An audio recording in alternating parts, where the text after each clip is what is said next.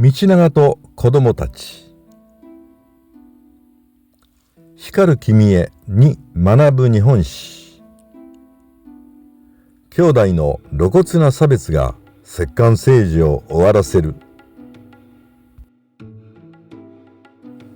藤原道長には源正信の娘の源知子と源高明の娘の源明子という二人の正式な妻がいた。そして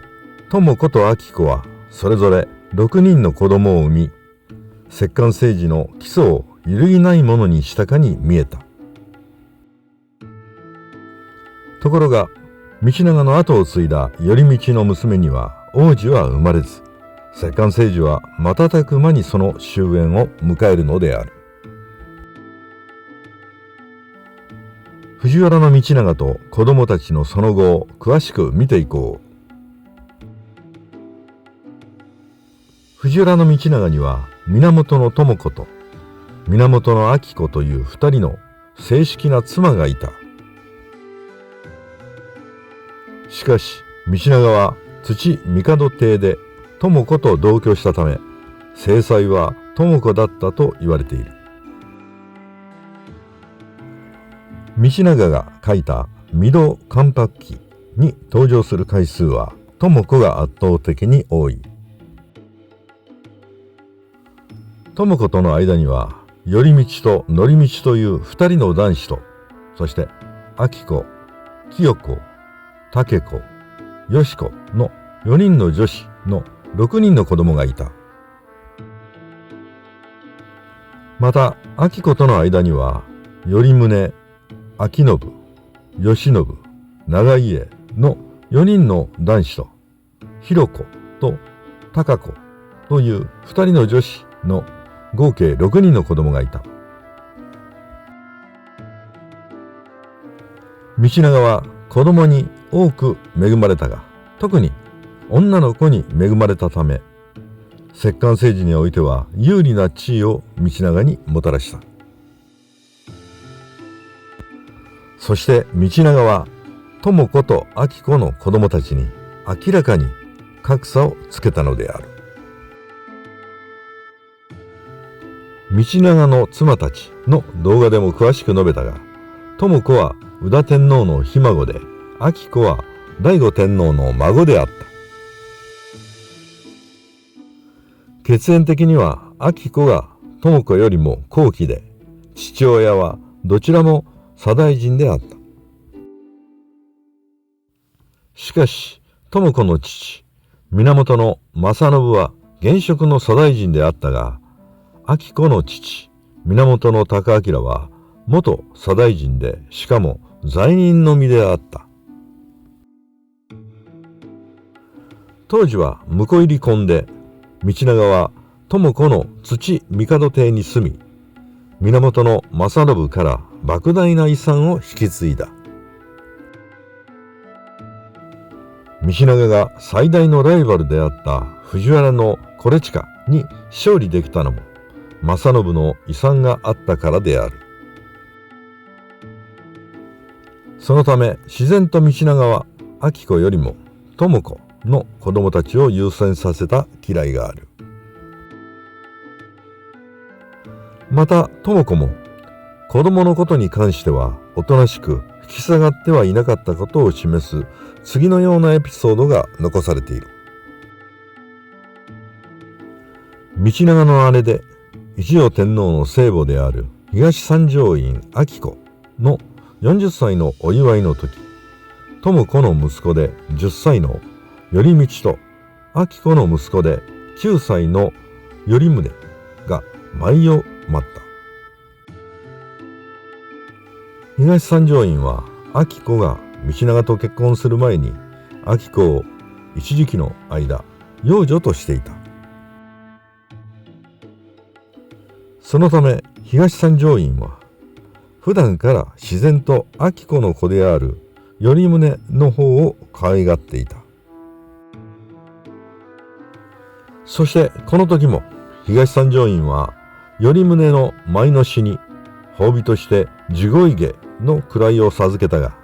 頼通の方の死には何の沙汰もなかった。するとこれに対して智子は、一方だけというのは不公平だと文句をつけた。そのため後から頼通の死にも位が授けられている。東三条院昭子は一条邸の聖母として当時は権勢並ぶものがなかったが、智子は猛然と抗議したのである。智子は国母と言われる東三条院昭子にさえ堂々と抗議ができる道長の正妻という地位をこの時すでに確立していた。そのため智子の息子の頼通は26歳で内大臣、則道は22歳で中納言に出世し、公卿の中でも格段に若かった。また智子の娘たちは一家三号と言われる前代未聞の状態となり、道長には天皇の外祖父、息子の頼通には外宿という立場をもたらした。道長の御堂関白記には、藤原実資の小遊記など同時代の他の日記と異なり、妻の智子や娘の昭子と清子が非常に高い頻度で登場する。このことは彼女たちが政治的に特に重要であったことを示している。智子の子供と昭子の子供では、男子に関しては昇進、女子に関しては嫁ぎ先に明らかな差が存在している。男子に関して公卿の仲間入りを果たした年齢を上げると、智子の息子の頼通が5歳、則道が15歳である。これに対して昭子の息子が公卿に列したのは、頼宗が19歳、慶喜が20歳、長家は18歳である。さらに昭信については公卿になる前に出家させられている。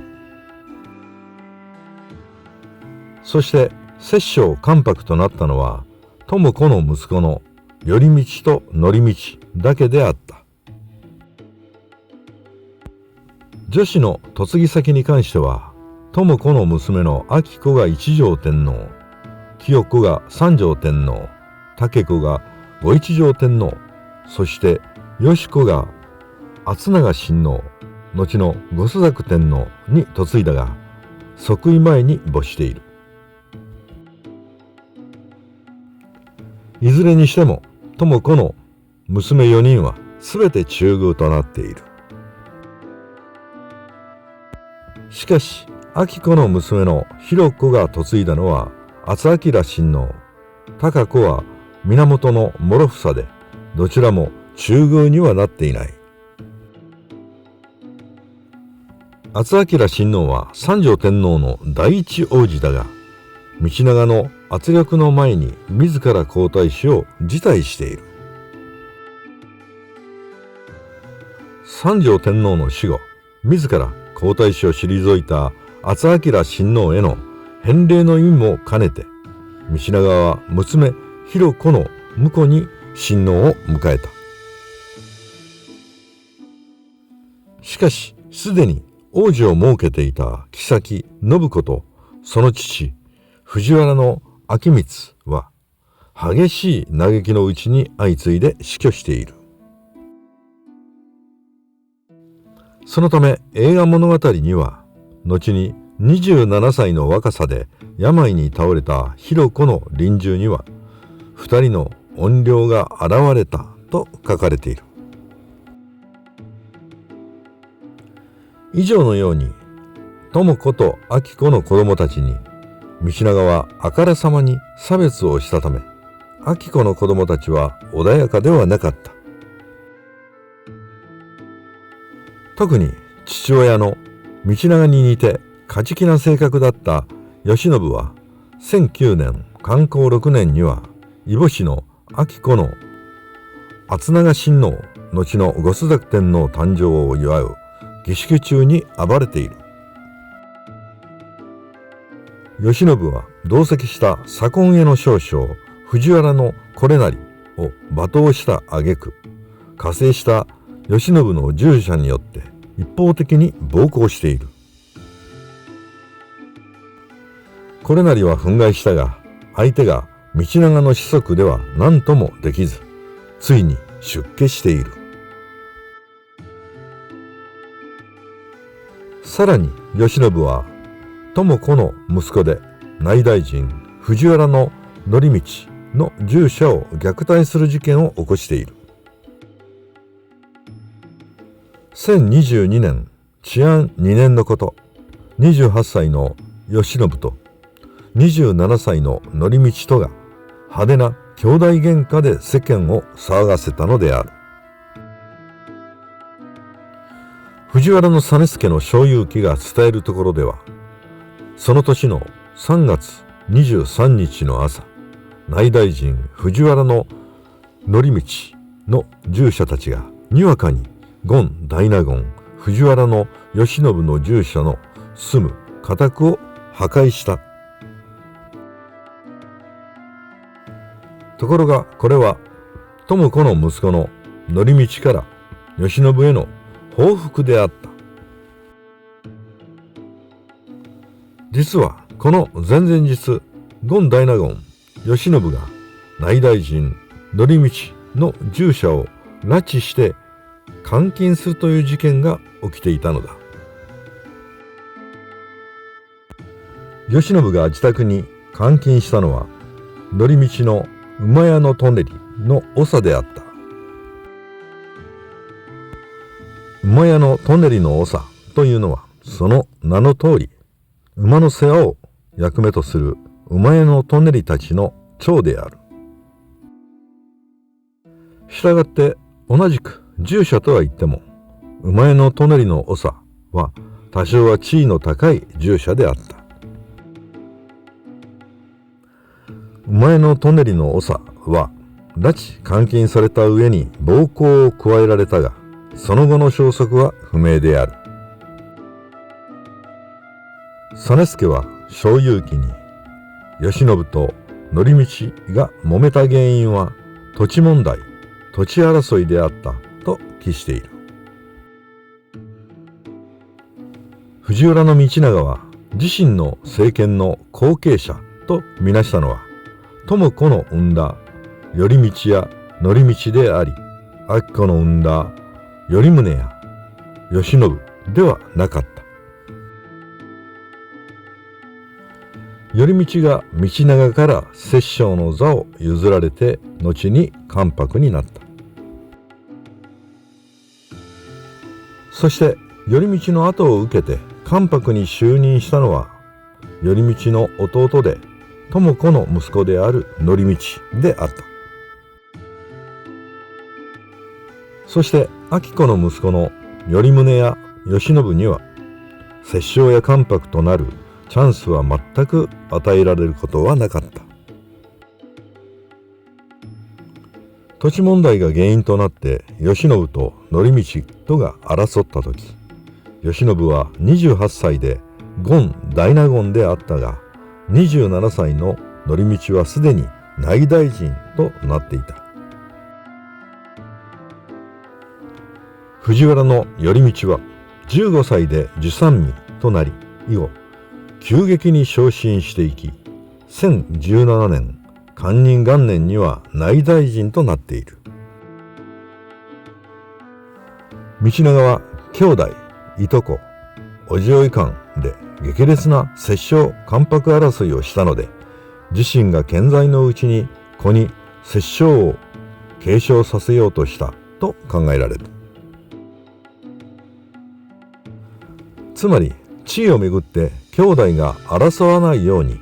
智子と明子の子供たちに格差をつけたのである。したがって父道長が亡くなるまで、頼道は10年間はその庇護を受けている。頼通は甥にあたる御一条、御朱雀、御霊前の三天皇の摂政関白を50年以上も務めることになった。しかしこれは頼通が後継者に恵まれなかったためである。そのため結局頼通は1068年治暦4年に同母弟で72歳の則道に関白を譲っている。高齢の則道も7年後には他界している。また頼通が入内させた娘や養女も王子を産まなかったため、外戚関係を継続できず、結局摂関政治を終わらせることになる。藤原九条流とは関係のない御三条天皇が即位して300年間続いた摂関政治は終焉を迎える。藤原道長は自らの経験から兄弟争いを避けるために智子と明子の子供たちに格差をつけた。明子の子供たちは智子の子供たち以上に優秀な子供たちを多く残していた。にもかかわらず明子の子供たちの子孫が活躍する場は与えられなかった。藤原道長は良かれと考えて取った方策が結果としては摂関政治を早く終わらせてしまったのである。